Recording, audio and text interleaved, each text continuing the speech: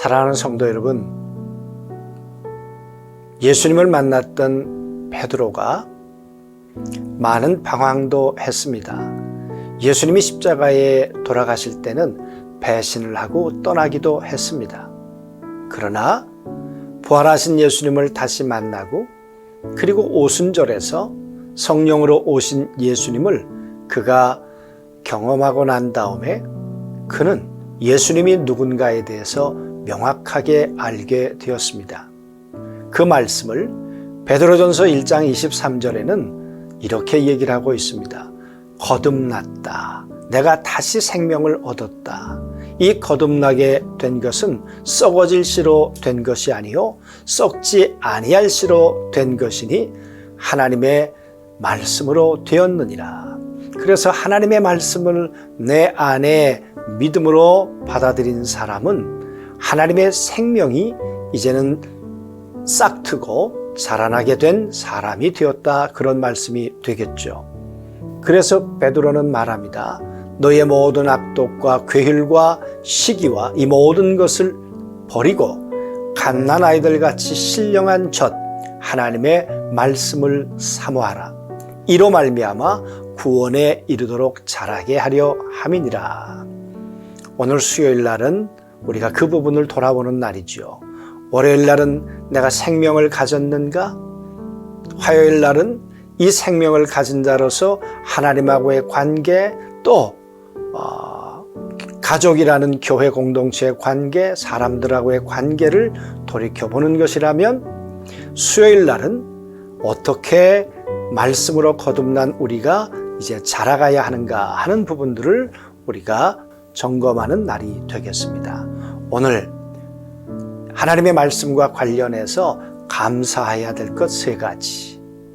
여러분, 성경을 읽을 수 있다는 것 감사한 일이고, 하나님의 말씀을 설교를 통해 들을 수 있다는 것도 감사한 일이고, 많은 요즘에 언론 매체를 통해서, 유튜브를 통해서 끊임없이 말씀을 들을 수 있다는 것, 또 독서를 통해 신령한 양식을 얻을 수 있다는 것, 얼마나 감사한 일인지 모르겠습니다. 한번 찾아보시면 좋겠고요. 또 다른 부분을 한번 생각해 본다면, 오늘 하루를 살아가면서 하나님의 말씀을 잃어버리고 망각하고 생각하지도 못하고, 어쩌면 하나님의 말씀을 양식을 먹지도 않고 하루를 시작해서 내 영혼이 무너지고 쓰러진 적은 없었는지, 그런 면에서 말씀과 관련돼서 우리를 돌아보아야 할 것, 회개해야 할 것이 무엇이 있을까 한번 점검해 보면 좋을 것 같습니다. 요즘 하나님의 말씀을 꾸준히 읽고 계신가요? 성경을 읽는다는 말은 다른 말로 얘기하면 성경 속에 우리의 구원의 주인이 되신 예수 그리스도를 발견하고 그 그리스도의 살과 피를 먹고 마시는 것을 말합니다. 예수님의 살은, 예수님의 피는 우리의 음료요 양식이라고 했습니다. 매일매일 그렇게 양식과 음료를 드시고 계시는가 그 말이죠. 말씀을 통해서는 지금 내가 겪고 있는 상황과 문제 속에 말씀하시는 하나님의 음성을 듣는 것이죠. 여러분, 포도주가 떨어졌을 때 그러했고요. 38년 된 병자가 그러했습니다. 그래서 지금 내가 가지고 있는 문제 가운데 말씀하시는 그 음성을 듣고 그리고 순종할 때 우리의 삶에 표적이 일어나게 되는 것이죠. 그러면서 한번 생각해 보십시오. 나에게 말씀의 통로가 있는가?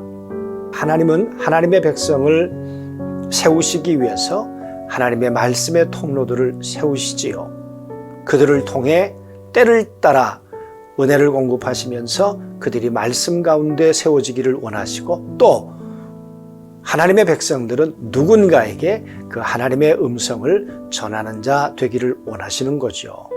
우리 한번 돌이켜 보았으면 좋겠습니다. 그 부분도 신앙 성숙을 통해 우리가 해야 할 은혜의 수단들이 무엇이 있을까요? 요한에슬레는 바로 예배, 기도회, 성만찬, 그리고 소그룹 모임, 독서, 이 모든 것들이 하나님의 사람으로 자라가는 데 있어서 은혜의 통로들, 수단들이라고 했습니다. 더불어서 개인적인 점검도 한번 살펴보시면 좋겠습니다. 나에게 어떤 은혜의 통로들을 통해 내 영혼의 양식을 공급받고 나는 자라가고 있는가? 사랑하는 성도 여러분, 이 모든 양식을 통해 우리는 하나님의 형상, 하나님의 성품과 하나님의 은사와 하나님의 가치관이 날마다 자라가게 될 때 주님 말씀하셨던 생명을 얻되 풍성히 얻게 하시는 하나님의 약속이 이루어지는 주인공들이 되리라고 믿습니다. 다시 한번 이 말씀으로 축복을 드립니다. 우리 같이 한번 기도하겠습니다. 하나님 아버지, 살았고 운동력 있는 말씀으로 우리를 거듭나게 하시고 그 말씀을 통해 구원에 이르도록 날마다 자라가게 하시니 감사합니다. 날마다 분주한 가운데서도 하나님의 말씀을 듣고 그 말씀으로 순종함으로 우리의 삶의 끝없는 표적이 간증이 되고 역사가 되도록 도와주옵소서.